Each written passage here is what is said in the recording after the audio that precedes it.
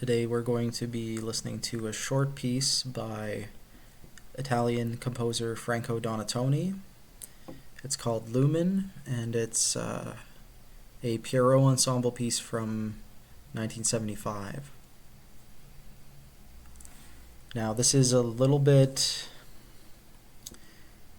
like a Pierrot Ensemble if everybody was playing something strange except for the cellist. So we have piccolo, bass clarinet, celesta, vibraphone, viola, and cello. And the pianist is playing celesta, which I think of all the instruments here, that's the most strange one. I don't know a lot of chamber ensembles that have access to a celesta, and I think it is a little bit prohibitive in terms of trying to get a performance of this together. I first encountered Donatoni's music while I was collaborating with a vibraphonist at a workshop, and I was asking this percussionist, like, okay, well, what repertoire does the vibraphone have? What should I be looking at in terms of like new music for vibraphone? And he said, you need to check out Omar by Franco Donatoni. So I checked out a score of Omar, and it was this huge 11 by 17 landscape thing, and the piece is like 17 minutes long, and I was kind of hooked after that. I thought it was like one of the coolest solo pieces I'd ever heard, and yeah, I like Donatoni a lot, and this piece I think is a great little showcase piece. I think 4.5 minutes is like perfect for showing off a composer's style, and also it's sort of like his more mature style is like in the 80s and 90s. This is like his early mature style, I think, 1975. So it's also not particularly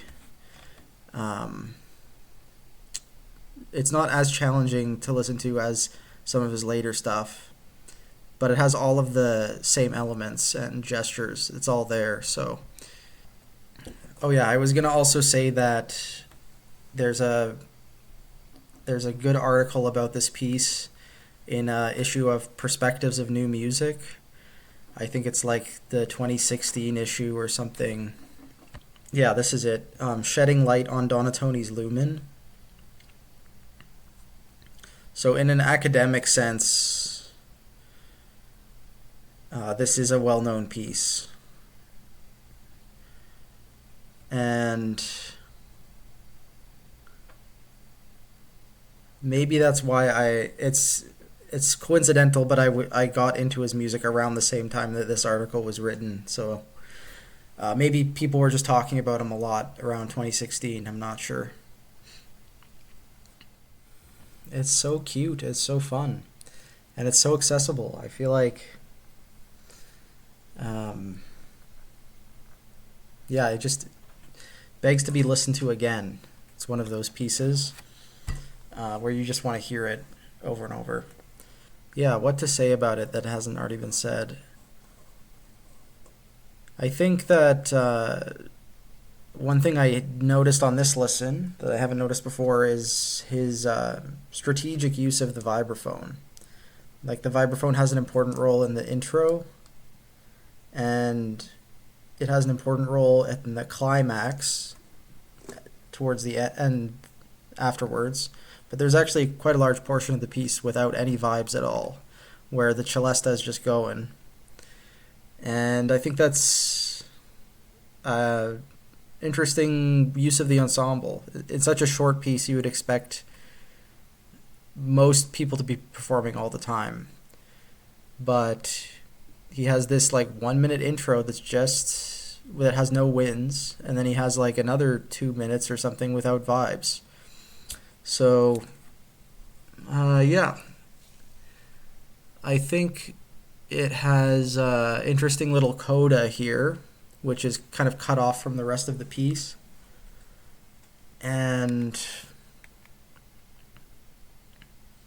I think all the compositional ideas are just really strong. Like that intro with the pizzicato strings and the chords and the vibe and celeste, it's already teeming with like contrapuntal potential. There's like the occasional misaligned chord where you hear the two parts, or sometimes you just hear the pizzicato on its own. And he already sets up this idea of like people playing together and people playing apart and people playing with silences or playing almost together. And the first idea with the winds sustaining chords, activity in the middle, and then the strings doing continuing the pizzicato stuff. It's or continuing the short gestures, I should say.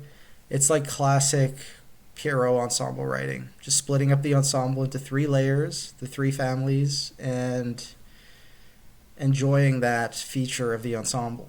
So I think last video I said this was a classic. I've been thinking about that, and I don't know if Pierrot Ensemble has like a repertoire necessarily. It's more like Pierrot ensembles tend to be focused on commissioning new works. But I think if there was a repertoire, this would be one of the classics, like the one that gets performed a lot. Yeah, that was it for today. If this was your first time hearing this, I'm glad I got to introduce you to it. And tomorrow we will be moving on to something else. I'm not sure what. I haven't looked at the thing, but yeah, bye for now.